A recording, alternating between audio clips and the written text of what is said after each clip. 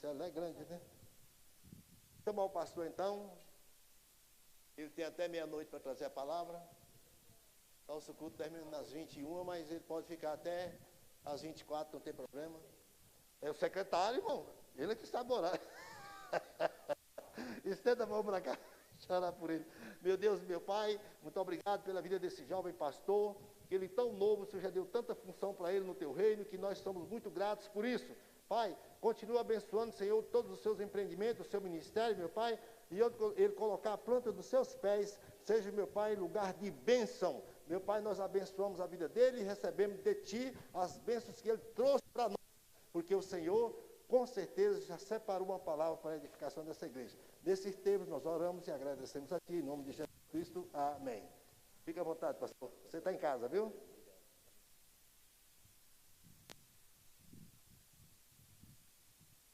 Graças a paz, meus irmãos. Satisfação estar aqui com vocês. O pastor Bailo é muito bondoso, né? Eu já estou passando dos 43 para lá, mas é bom se sentir jovem cada vez, né? Assim, é muito bom. E é um prazer estar aqui com vocês. Das nossas 67 igrejas do Distrito Federal, eu trago um abraço das igrejas irmãs Batista Nacional a todos vocês, e das pouquíssimas igrejas que nesses 3 anos que eu estou como secretário executivo da Convenção Batista do Distrito Federal, pouquíssimas mesmo. Aqui era uma que eu ainda não tinha visitado, né? E aprove ao Senhor que fosse hoje, né? Graças a Deus. E é bom aqui rever alguns irmãos que a gente já conhece, que de alguma forma a gente se encontra nos eventos da CBN, com o Juban, o Eduardo, a Catiúcia, Marcelo, o irmão Hélio, né? Que a gente conversa todos os meses aí. É muito bom encontrar vocês. E eu estava vendo aqui os jovens aqui dançando, esqueci seu nome. Mateus, desculpa, eu esqueci, é porque é muita gente, Mateus. Mas o Mateus esteve lá com a gente no Conjuban, dançando, e eu tenho uma boa notícia para os jovens aqui. O Conjuban 2021 vai acontecer, nós estamos em reta final de negociação com o CNTI para o Conjuban, e com uma notícia. A idade será a partir de 14 anos. Então, nós vamos conseguir ainda fazer esse Conjuban com adolescentes e jovens juntos, mas já temos para o segundo semestre de 2021 um congresso da Juban Team. O trabalho do Team vai voltar, ou seja, vai voltar a ter o Conjuban Team, o trabalho de adolescentes junto com a Juban. Então, nós vamos trabalhar ainda dessa forma nesse próximo Conjuban. E eu já quero convidar a irmã Edna, a Catiúcia, o pessoal, para vocês se organizarem para ir dançar lá o ministério, viu? Para estar lá dançando. Nós vamos ter oportunidade para as igrejas que têm ministério de dança, que estiverem no Conjuban, vão dançar todos os dias de culto, a gente vai ter uma boa escala lá, tá bom? Então, assim, vai ser muito bom ter vocês lá, comecem já a se organizar. O Eduardo e a Catiúcia fazem parte do colegiado da Juban, estão aí trabalhando, nós temos algumas reuniões aí pela frente. Eu peço a vocês que orem para que tudo dê certo, né? Pastor Bailon, muito obrigado pelo convite, pastora Maurícia, de estar aqui com vocês, a confiança não é fácil emprestar o púlpito, né? Mas nós somos uma só convenção batista, um só coração, um só sentimento, o mesmo Deus, o mesmo Espírito Santo, estamos juntos para servir. Aqui é o conservo de vocês, naquilo que for necessário, podem me chamar. Trago um abraço do pastor José Carlos, o nosso presidente da Convenção do Distrito Federal, um abraço carinhoso dele a todos os irmãos. E gostaria de convidá-los a abrir a sua Bíblia, na Epístola de João, Epístola de João, primeira Epístola de João,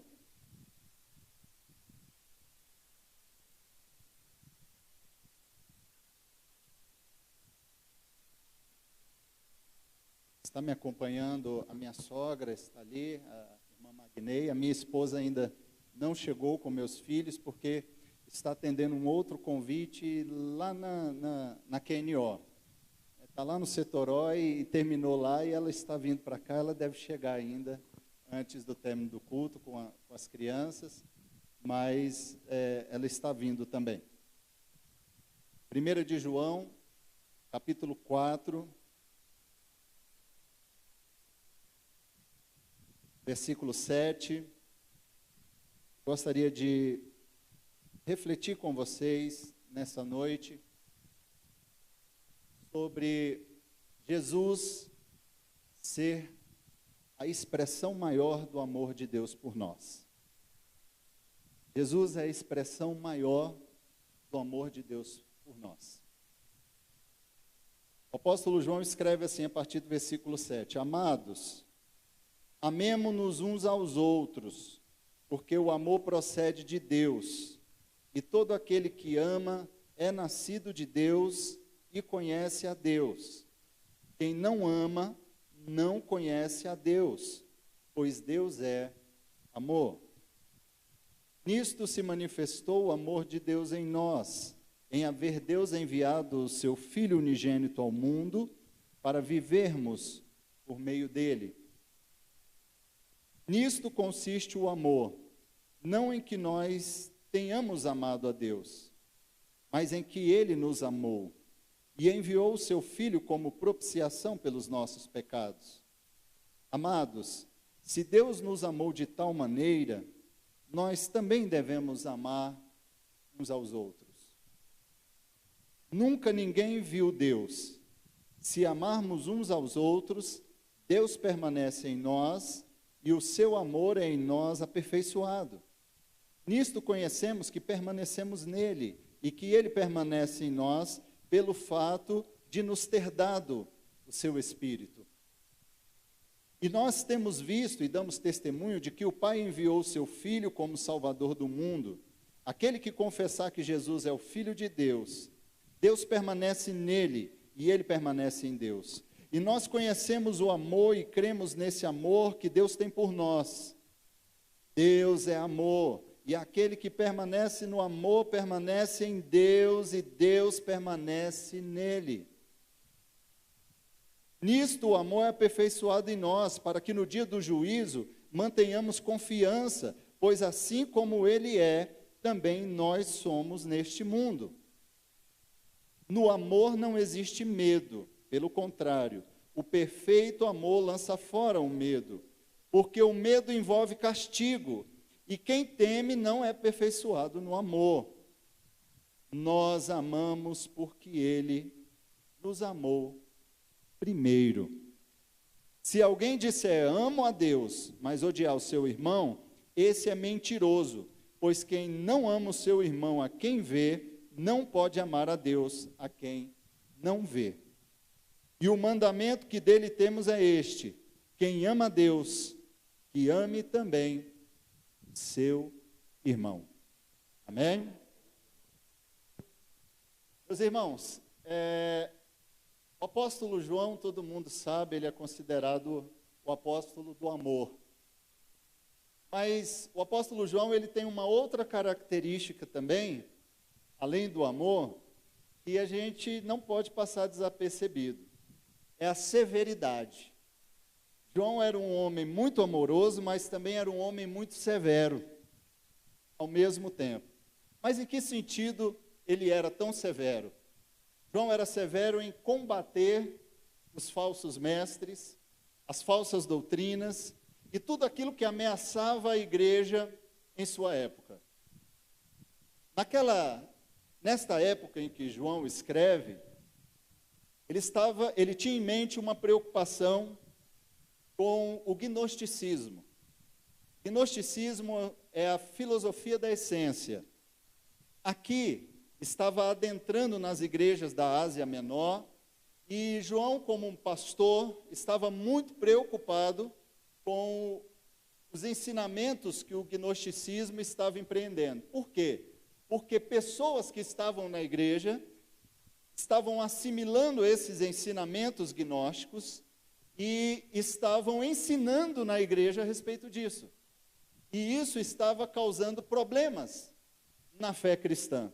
Isso estava causando problemas no seio da igreja. E João, então, ele passa a ser muito duro em combater. O gnosticismo acabou, pastor? Não, não acabou. Ele se transformou e ele existe até hoje, com algumas nuances diferentes, algumas coisas, mas a filosofia da essência, ela continua existindo e ela continua sendo uma ameaça a nós, cristãos, ao cristianismo, porque de alguma forma, com tanto conhecimento que nós temos hoje, com tanto acesso à informação, de vez em quando recebemos uma mensagem gnóstica que parece até ser cristã. E isso, muitas vezes, se a gente não estiver preparado, como disse muito bem o pastor Bailo aqui, se a gente ficar dando bobeira como grupo de risco, cai na mente, desce para o coração, e quando a gente vê, o estrago é grande. Então, João era muito severo. Se você olhar o capítulo 4 todinho, você começa a ler o versículo 1 ao 6, você vai ver o João severo. E quando você passa do versículo 7 em diante, você vai ver o João amoroso.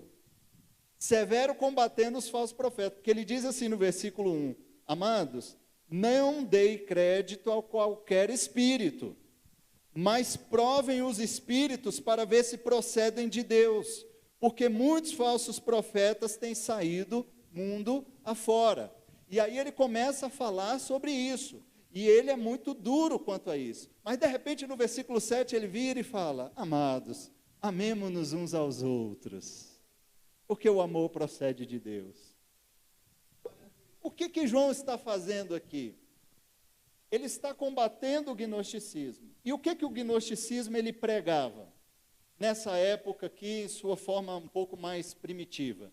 O gnosticismo, em primeiro lugar, é importante para a gente entender de forma resumida, eles apregoavam que a escritura sagrada, ela não é literal, ela era alegórica. A mensagem, ela era alegórica, cada um podia interpretar do jeito que queria. Não era uma mensagem literal de Deus para nós. Então, eles tratavam a Escritura como uma mensagem alegórica. Com isso, se não havia uma interpretação da Escritura Sagrada como a palavra de Deus, a mensagem de Deus, então eles começavam a distorcer por outros lados. E um desses lados que eles começaram a distorcer foi o seguinte: Deus não pode ser o criador do mundo. Por quê? Há maldade no mundo. Então Deus não pode ser o criador do mundo que tem maldade. E aí eles começaram a ensinar isso, e muitos irmãos estavam entrando nesse pensamento. O desenrolar disso acabava onde? Em dizer que a encarnação de Jesus como Filho de Deus, nascido de mulher, fruto do Espírito, da vontade de Deus, era algo muito fantasioso, ou seja, alegórico, que não dava para ser aceito. Então eles não aceitavam que Jesus era o Filho de Deus. Por isso que João depois vai continuar escrevendo, dizendo, aquele que confessar que Jesus Cristo é o Filho de Deus, Deus permanece nele e ele permanece em Deus. E o desenrolar mais ainda é, se não há encarnação, então não existe ressurreição. Entende o perigo que a igreja estava sofrendo? Aí você diz, oxe, mas eu já ouvi alguma coisa parecida hoje em dia. Claro, não deixou de existir. Continuam dizendo que Jesus não encarnou, continuam dizendo que Jesus não ressuscitou, e de outras formas. Isso chega até nós em algum momento. Mas precisamos estar preparados aqui. Então, o que João está fazendo aqui, sendo severo e ao mesmo tempo sendo amoroso? João, ele apresenta a dureza contra os falsos profetas, dizendo que a mensagem deles estava errada, mas ele não deixa isso solto. Como bom apologista da fé que ele era, ele apresenta a mensagem verdadeira. Então ele critica aquilo que estava errado e do outro lado ele apresenta o que é correto. Então qual era a mensagem principal que estava pairando na igreja naquela época? Jesus não pode ser o Filho de Deus, Jesus não encarnou, o mundo é mau, Deus não criou o mundo, e Jesus muito menos morreu e ressuscitou por nós. Então acabou-se a fé, acabou-se a esperança. Então João vem agora com a sua mensagem, e a mensagem de João é: Jesus é a expressão maior do amor de Deus por nós. Jesus é o Filho de Deus que foi enviado para viver nessa terra, cumprir o seu propósito, morrer em nosso lugar, ressuscitar e garantir para nós a vida eterna com Deus. E essa é a mensagem de João para combater o gnosticismo. E aqui nesse texto, que é riquíssimo, ele apresenta, nessa sua argumentação, pelo menos 3 aspectos que eu gostaria de refletir com você sobre o amor de Deus por nós. E o primeiro aspecto está aqui, quando ele diz: amados, amemo-nos uns aos outros, porque o amor procede de Deus. Então, na defesa da fé, a primeira coisa que ele diz aqui é: o amor procede de Deus. O que isso significa, pastor? Significa que o amor de Deus por nós, ele é espontâneo. O amor de Deus por nós, ele não é motivado. O amor de Deus por nós é indiferente ao valor que nós achamos que temos. O que significa isso? O amor de Deus por nós não procura em nós alguma coisa para que possa se justificar. Deus não olha o pastor Baile e diz: pastor Baile, você é bonito, você é bonzinho, você faz assim, e é por isso que eu te amo. Olha, Deus ama fulano porque fulano é certinho, porque fulano faz assim, é por isso que Deus ama ele. Não, o amor de Deus por nós não é motivado. Deus te ama e ponto final. Deus te ama e pronto. Deus te ama como você é. Ele te ama e acabou. Não tem nada em você que possa acionar o gatilho para que justifique Deus te amar. Ele escolheu te amar. Amém? E o texto diz para nós exatamente dessa forma, porque João vai dizer que Deus é amor. Escute, ele não usa o artigo definido o.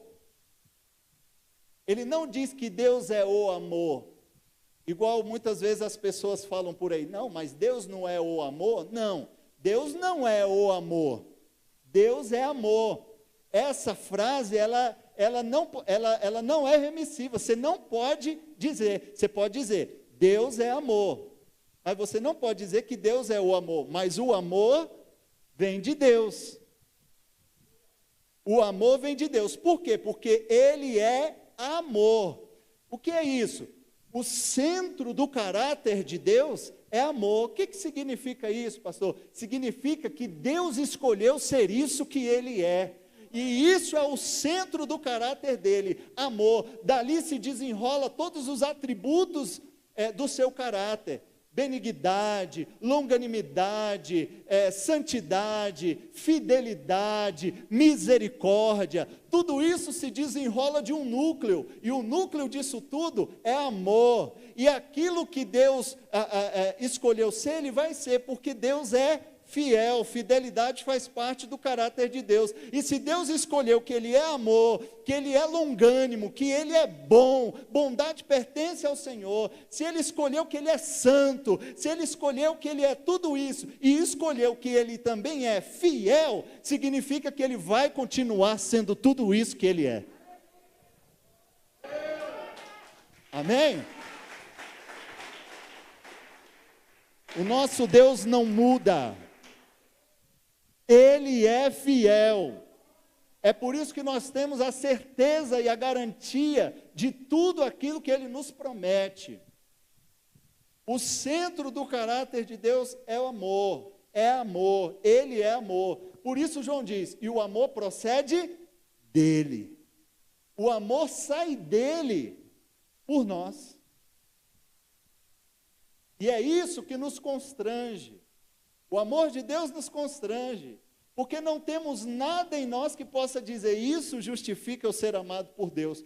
Pelo contrário, irmão, todas as vezes que eu paro para refletir no amor de Deus por mim, eu choro. Eu choro porque não acho em mim alguma coisa que eu possa dizer, o Senhor me ama por isso. Eu não consigo achar em mim nada disso. E o amor dele não me constrange.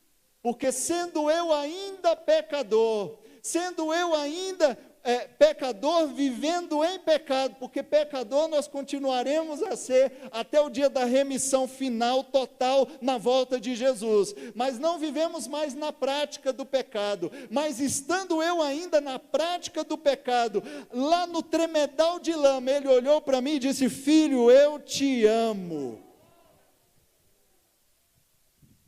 Eu te amo como você é. Eu te amo do jeito que você é, do jeito que você está. E isso não tem nada a ver com conivência de pecado, porque ele abominava o meu pecado, mas o amor dele por mim fazia como vista grossa para não olhar ao meu pecado, mas para dizer a mim, eu te amo. E depois que ele me resgatou, ele disse, eu sou santo, seja santo como eu sou santo. Seja santo porque eu sou santo. O amor procede de Deus, o amor de Deus é espontâneo, não é motivado, é indiferente ao valor. E aí nós conseguimos andar mais um pouquinho e perceber isso. Se você olhar também o versículo de número 19, você vai ver o seguinte. Quando eu digo que o amor de Deus não é motivado. Versículo 19, ele diz assim, nós amamos porque ele nos amou primeiro. E aqui no versículo de número 9, na sequência, ele diz assim, nisto se manifestou o amor de Deus em nós, em haver Deus enviado seu Filho ao mundo, para vivermos por meio dele. Nisto consiste o amor, não em que nós tenhamos amado a Deus, mas em que ele nos amou. O amor humano não é o amor de Deus. Esse amor aqui é o ágape, é o amor incondicional de Deus por nós. É o amor que é espontâneo, que procede dele, que não busca em nós valor para nos amar. E não é motivado. O nosso é. A gente geralmente ama quem nos ama. A gente geralmente faz o bem quem faz o bem para nós. É ou não é? Mas o amor de Deus não é assim. E uma prova que o nosso é assim, João está dizendo. Nós hoje o amamos porque ele nos amou primeiro. E se ele nos amou primeiro, ele é o iniciador disso tudo. O nosso amor por ele é condicional. É condicional ao amor que ele tem por nós. Mas o amor dele por nós não tem condições, ele não impõe condições para nos amar. Seja você quem for, seja a tua história de vida qual foi, seja o momento que você está vivendo hoje, seja o que lá você fez no seu passado, o Deus que nós servimos, ele te ama, e Jesus é a prova mais concreta disso, é a expressão exata do amor dele por você. Ele te ama. E João vai dizer, porque o amor dele é nisso que consiste por nós. Porque ele nos amou, não que a gente tenha o amado, mas ele nos amou primeiro. Nisso manifestou o seu amor, em haver enviado seu Filho. Então, segunda característica desse amor, o amor de Deus é o iniciador da comunhão com nós, ou conosco. O amor de Deus é que inicia a comunhão com a gente. Como assim? Você acha que foi você que iniciou a sua jornada com Ele? Você acha que foi você que o aceitou? Foi Ele quem te aceitou primeiro. Se o aceitamos, Ele é tão bom, irmão. Eu costumo dizer que Deus é tão bom, que ele deixa até a gente levantar a mão e dizer: eu te aceito, Jesus. Ele é tão bom, o amor dele é tão bom que ele deixa até a gente dizer: eu te aceito, Jesus. Quando na verdade quem nos aceitou foi ele. Para que a gente chegasse a esse ponto de dizer isso, o Espírito Santo já estava gerando em nós que ele nos ama e dizendo: vai, rapaz, pronuncia-se. Diga alguma coisa. Aí a gente não sabe o que dizer. Eu falei: eu te aceito, Jesus. Ele disse: vem, rapaz, porque eu já te aceitei há muito tempo. Eu já te aceitei primeiro. Você acha que está me amando, mas eu te amei primeiro. Deus é bom, irmão. Deus é bom. E ele manifestou isso, e a prova que ele é o iniciador foi que ele enviou Jesus, a expressão exata do amor, para iniciar a comunhão conosco. E Jesus então vem para morrer por nós naquela cruz. O apóstolo Paulo disse que Jesus, nele mesmo, em Jesus, ele estava ali, naquela cruz, reconciliando o homem com o seu semelhante, com a natureza, com o mundo, e reconciliando o homem com o próprio Deus. Ou seja, o símbolo da cruz nos mostra esse relacionamento horizontal e esse relacionamento vertical, e no centro Jesus restaurando todas as coisas na morte, no Calvário. Há um simbolismo em tudo isso. O simbolismo da restauração na cruz. Jesus restaura o homem com o homem e o homem com Deus. Ele é o iniciador da comunhão. Por que isso, pastor? Porque nenhum caminho de reforma pessoal pode nos fazer chegar a Deus. Nenhum esforço pessoal de alguém em dizer: olha, eu por conta própria parei de beber, parei de fumar, parei de me prostituir, e agora eu estou diante de Deus justificado. Não, porque só podemos ser justificados porque Ele morreu em nosso lugar e olhou para o Pai e disse: eles são meus, todos os que tu me deste são meus, e de maneira nenhuma os lançarei fora, nenhum dos que tu me deste se perderá, eles são meus, eu os amo e eu os justifico em tua presença. Nele somos amados, nele somos justificados. E justificado por ele, diz o apóstolo Paulo: se ele é por nós, quem será contra nós? Porque é ele quem nos justifica. A nossa justiça é ele. O nosso Deus é Ele. Quem nos amou foi Ele. Quem iniciou tudo isso foi Ele. Não porque nós somos melhor do que ninguém, não, mas é porque Ele nos ama. E é esse amor que nos constrange. Nos ama tanto, porque no Antigo Testamento o homem clamava, mas a lei não permitia que o homem se achegasse a Deus, nem que Deus se achegasse ao homem. O sistema não permitia, o sistema sacrificial não permitia, cumprir a lei não era possível. E então, na plenitude dos tempos, Deus mandou Jesus. E quando Ele manda Jesus, inicia-se o tempo da graça. E o nome principal que Jesus recebe quando está andando no meio de nós é Emanuel, que quer dizer Deus convosco. O homem a partir de agora podia clamar e o Senhor o atenderia. O homem poderia clamar e Deus ouviria o seu clamor.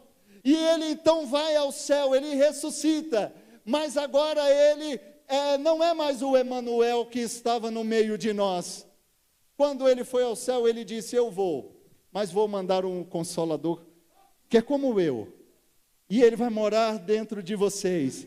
Agora ele é o Deus Baruel, aquele que mora dentro de nós. O seu Espírito mora dentro de nós. Então, além de ser o iniciador da comunhão conosco, o terceiro aspecto do amor de Deus é que o amor de Deus é criativo. O amor de Deus gera valor em nós. Nós não tínhamos esse valor, mas a partir do momento que nos enxergamos como sendo alvo do amor de Deus, somos agraciados com um valor que não tínhamos. E diz então o apóstolo João aqui, no versículo 13: E é nisto que conhecemos que permanecemos nele e que ele permanece em nós, pelo fato de nos ter dado do seu Espírito. Ele fez habitar em nós o seu Espírito, que é a garantia, que é o penhor de que Ele está em nós e que nós estamos nele. E ele continua desenrolando e dizendo, no versículo de número 16, Deus é amor, aquele que permanece no amor permanece em Deus, e Deus permanece nele. Nisto o amor é aperfeiçoado em nós, para que no dia do juízo mantenhamos confiança, pois assim como Ele é, também nós somos neste mundo. A oração sacerdotal que Jesus faz, e que o mesmo João escreve, não aqui, mas no Evangelho, foi a seguinte: Pai, eu não te peço que os tire do mundo, mas eu te peço que os livre do mal. E assim, Pai, como eu sou um com o Senhor, e o Senhor é um comigo, eu quero que eles sejam um comigo e eu seja um com eles. Porque se eles forem um comigo, já que eu sou um com o Senhor é um comigo, então nós seremos um com eles e eles serão um conosco.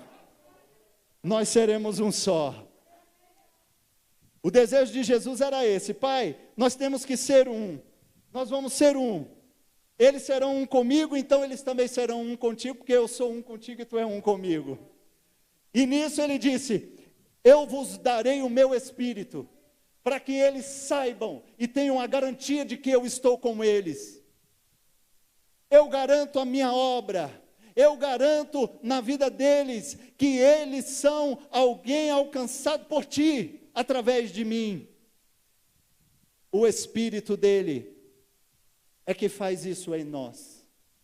O Espírito dele, o Espírito Santo é quem justifica, é quem dentro de nós nos dá esse sentimento de certeza de salvação. Ninguém poderia ter a certeza de salvação se não fosse pelo Espírito Santo dizendo dentro de nós: tu é um salvo em Cristo que morreu por ti. Não tem como chegarmos a isso sem percebermos esse grande mistério da atmosfera, ou do cosmos, ou de tudo aquilo que conhecemos como vida. O fato de Deus amar o mundo de tal maneira ao ponto de enviar o seu Filho, para que todo aquele que nele creia não pereça, mas tenha vida eterna.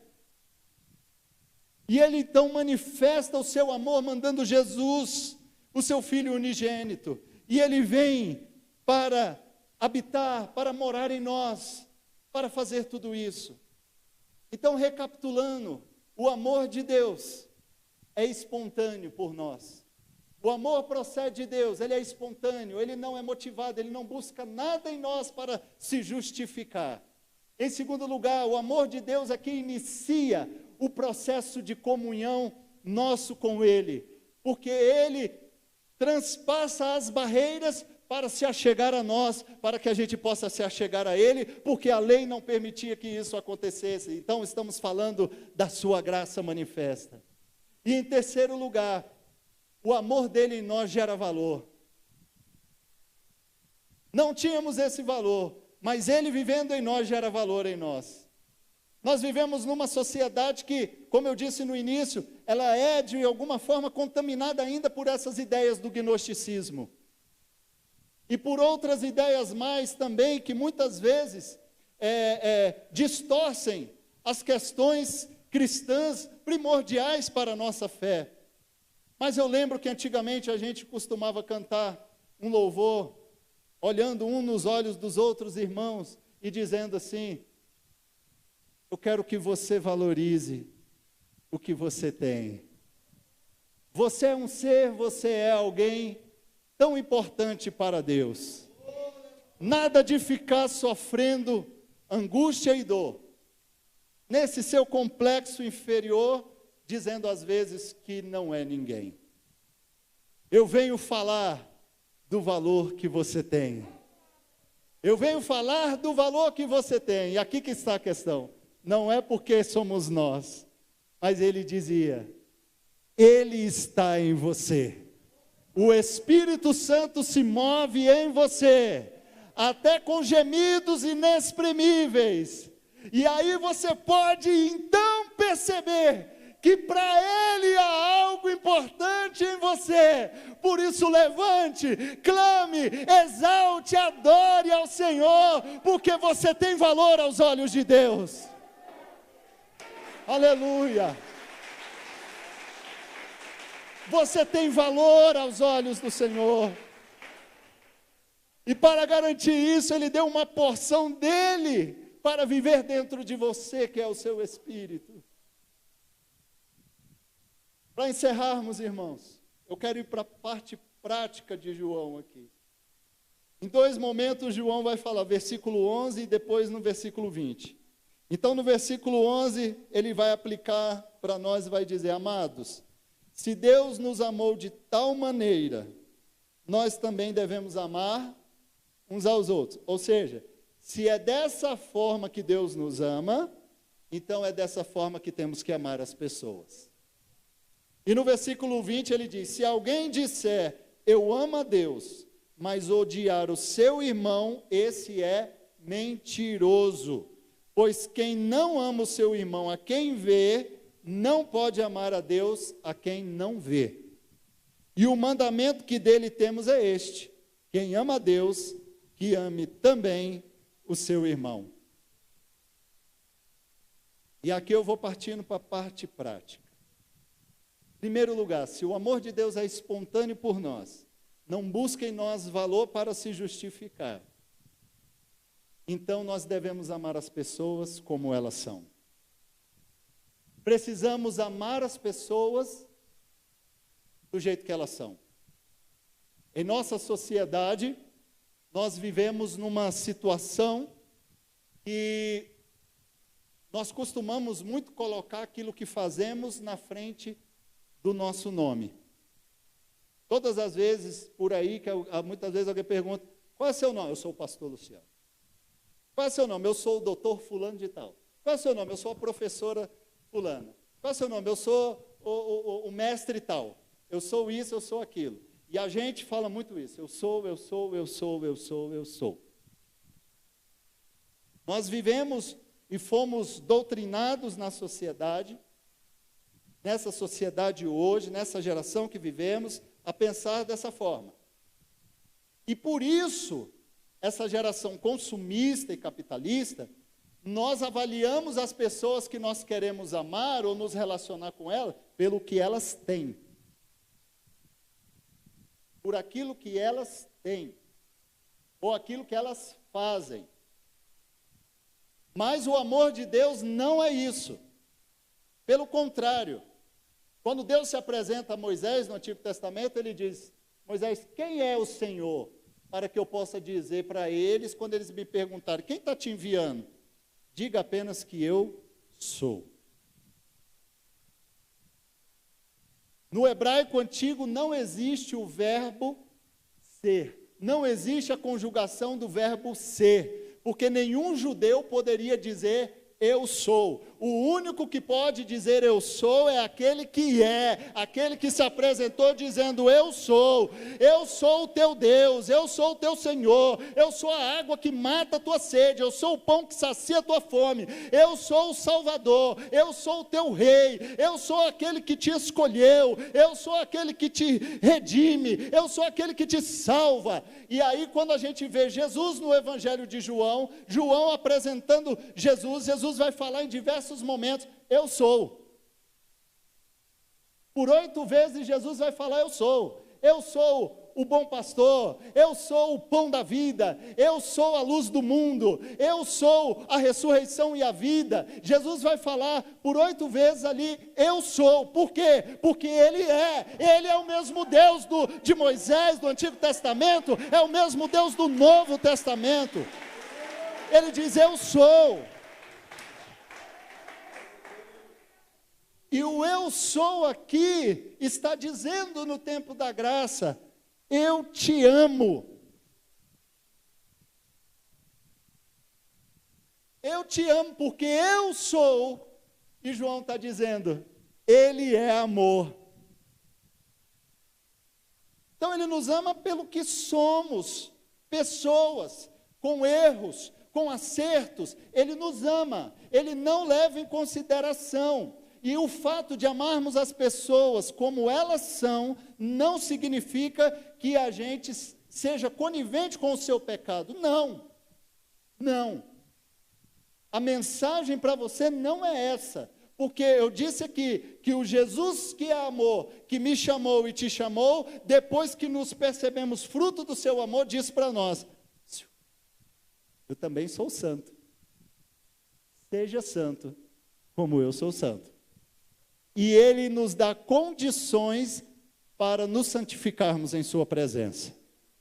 Porque condições próprias não teríamos para isso, se não fosse Ele quem dissesse: seja porque eu sou. Quando Ele disse seja, Ele outorgou uma possibilidade de sermos como Ele, que não era possível antes. Amém? E Ele diz, então, nós precisamos amar as pessoas como elas são. Para isso, precisamos romper com as barreiras. Precisamos ir adiante. Como? Sendo o iniciador da comunhão. Porque, sendo todos nós ainda pecadores, Ele nos amou. E Deus enviou o seu Filho. Ou seja, Ele rompe com as barreiras e envia Jesus para resolver o problema do pecado do mundo. Ele rompe e vem até nós, não esperando que nós nos achegássemos a Ele. Então fica aqui a mensagem: precisamos amar as pessoas como elas são e ir até elas. Ir até elas. Não podemos esperar que elas venham até nós, mas temos que ir até as pessoas. E como fazer isso? Transpassando essa barreira, a barreira do eu não gosto de fulano, eu não gosto de cicrano. Ele não tem dinheiro. Ele não é isso ou ele não é aquilo. Ou ele é isso ou ele é aquilo. Ele faz isso ou ele faz aquilo. Não. Devemos olhar para as pessoas como Jesus olha. Como Deus olha. E ir até elas. Transpassar essas barreiras. Nos achegar até as pessoas. E dizer o seguinte para elas: nós somos pessoas que já nos vemos como alvos do amor de Deus. E temos aprendido como nos relacionar com Ele. E nessa medida, as pessoas passam a ver que na nossa aproximação com elas, porque se tem uma coisa que Jesus pede de nós é simples, apenas que a gente seja amigo das pessoas. Ele nunca disse para nós fazermos o que as pessoas fazem. Mas Ele diz, seja amigo delas. Porque através da amizade, a aproximação, alguém de repente vira e, seja lá como as pessoas chamam Deus, alguns vão virar e falar: nossa, você fala com o Todo-Poderoso? Você tem relacionamento com o Altíssimo? Você conversa com o Ser Outro? Sei lá, como muitos chamam de forma diferente. Mas em algum momento dessa aproximação, eles vão perceber isso em nós. Seja um momento que você vai comer junto, de repente, com um colega de trabalho, e simplesmente você curva a cabeça e faz reverência antes de comer, a pessoa até para, de repente vem a pergunta: você é cristão? Você estava falando com Deus? E ali o Senhor está te abrindo a porta para dizer: sim, eu tenho um relacionamento com o Altíssimo, com o Todo-Poderoso, com o Ser Outro, seja lá como a luz, seja como você chamar em sua religião, eu tenho com Ele esse relacionamento. E eu quero te dizer uma coisa: se você quiser, eu também posso te ensinar como se relacionar com Ele, através de Jesus, a expressão maior do seu amor. Seja o iniciador da comunhão, como Ele foi. Vá até as pessoas, chegue até elas. E por último, irmãos, valorize as pessoas. Mas como? Como? Assim como Ele te valorizou e me valorizou quando não tínhamos valor nenhum.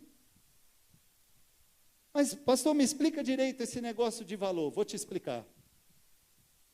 Se você ler Gênesis, você vai perceber que quando Deus fez todas as coisas, no sexto dia, então Deus fez o homem. Deixou por último. Fez o homem depois que todo o ecossistema, tudo estava pronto para o homem viver ali e ser um subgerente de Deus, administrando tudo, toda a criação. Ele termina e no sétimo dia Deus descansa, e a Bíblia vai dizer que Deus para agora e olha para tudo que fez, e Deus não disse que era bom. Porque até então Deus fazia e dizia, é bom, é bom, é bom. Mas no fim, quando ele para e ele vê o homem e vê tudo que fez, Deus diz, é tudo muito bom. O caráter do homem, quando foi criado por Deus, era muito bom. O homem era muito bom, nutrido de uma essência da bondade de Deus em si, um atributo do caráter de Deus nele, mas o pecado contaminou o gênero humano. A raça humana perdeu no seu protótipo, no primeiro homem, em Adão, em Eva, nós perdemos essa característica de ser muito bom e fomos contaminados pelo vírus do pecado, que destrói a humanidade. Mas a partir do momento que nos encontramos sendo alvo do amor dele, percebemos que ele nos ama, alguém teve que dizer para mim e para você, Jesus te ama. E quando percebemos isso, nós nos sentimos alvo do amor dele, algo foi sendo gerado em nós, e quando esse Espírito veio morar em nós para garantir isso, é que começou a transformação, a regeneração, e tudo aquilo que Deus pensou e sonhou em fazer o homem, começa a ser restaurado na nossa vida, e é restaurado até o dia da volta de Cristo, quando assumiremos a posição de varonilidade perfeita, e esse mundo não nos comportará mais, e seremos chamados por Ele, para estar com Ele por toda a eternidade.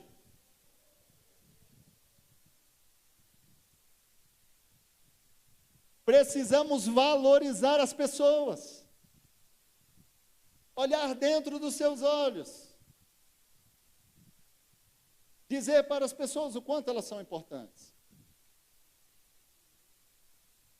Um outro erro na nossa sociedade que foi implantado nessa geração é o sentimento da imortalidade, a falsa imortalidade. Muitos de nós crescemos sendo doutrinados pela Marvel. Os super-heróis que nunca morrem, que o Hulk, o Capitão América, e hoje está voltando tudo isso. Quando éramos crianças, vimos tudo isso, e hoje está voltando, acompanhando para dizer para nós isso. E aí, os jovens, principalmente, têm o sentimento de que são imortais. Viva o hoje, o hedonismo vem entrando dizendo, viva o hoje, seja alegre agora, se joga, faz o que você quiser, seja feliz, essa é a mensagem, seja feliz. Como se nada importasse, o que importa é o prazer momentâneo. E esse sentimento de falsa imortalidade, eu não vou morrer, nada vai acabar. E a loucura toma conta das pessoas, e as pessoas deixam de ser centradas, moderadas, equilibradas. Mas o pior disso tudo, sabe o que é? É o fato de que com esse sentimento a gente acha que as pessoas sempre vão estar à nossa disposição. A gente acha que as pessoas sempre vão estar lá, que elas nunca se vão. Então muitas vezes o marido passa anos sem olhar nos olhos da esposa e dizer para ela, meu amor, eu te amo. Eu quero te dizer, olha aqui, na biloca dos meus olhos, olha aqui.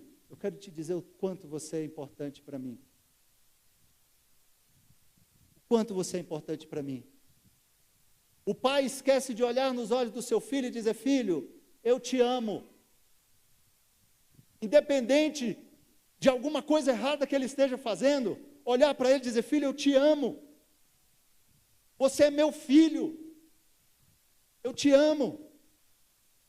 Um filho muitas vezes passa muito tempo, nunca diz ao pai: pai, eu te amo, mãe, eu te amo. Você não sabe o poder que essa palavra tem, irmão. Eu te amo. A palavra eu te amo dita de coração, ela quebranta o furor de alguém, ela amansa o espírito, ela quebranta a alma, ela traz de volta a aliança, ela traz de volta a comunhão, ela traz de volta o renovo, ela restaura a alma ferida. Valorizar as pessoas. A gente comete o erro de achar: não, está aqui, qualquer hora eu falo, qualquer dia eu vou dizer. E a gente se esquece que as pessoas se vão. Às vezes se vão porque não aguentam mais e tomam a decisão de ir embora. Elas pegam e vão embora. E aí fica aquele sentimento de vazio. Mas o pior é quando a morte leva.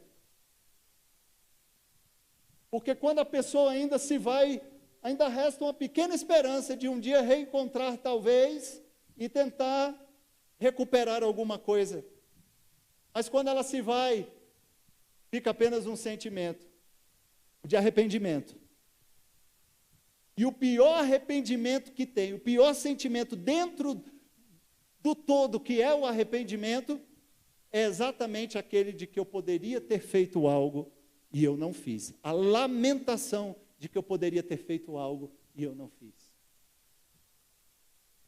Portanto, valorize as pessoas que estão perto de você, que convivem com você, com a sua família e aqueles que estão fora. Valorize os amigos, valorize o seu relacionamento com as pessoas. Ame as pessoas como elas são.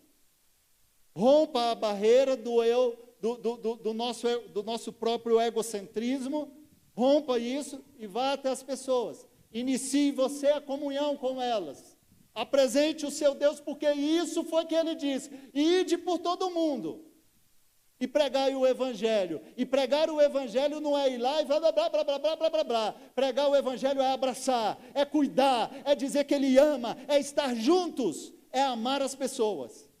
Esse era o evangelho de Cristo. Esse é o evangelho do Senhor. E valorize as pessoas enquanto você pode. Valorize as pessoas enquanto você pode. Então João encerra dizendo o seguinte: esse é o mandamento que da parte dele nós temos. Quem ama a Deus, ame também a seu irmão. Sabe o que o João está dizendo? Olha, se você não entender que o amor de Deus é tudo isso aí, dessa forma, então ame porque é um mandamento.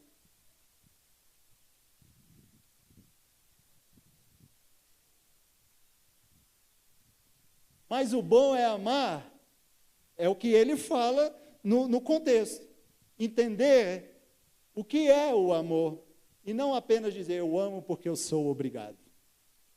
Não, mas porque eu entendo que eu amo as pessoas, porque ele ama as pessoas como elas são. Eu vou até elas porque ele veio até mim, e ele quer chegar até elas agora através de mim. E eu valorizo as pessoas, porque ele não vê como eu vejo. Ele valoriza as pessoas. Quer ser feliz? Como se diz? Seja feliz exaltando as qualidades das pessoas e não exaltando os seus defeitos.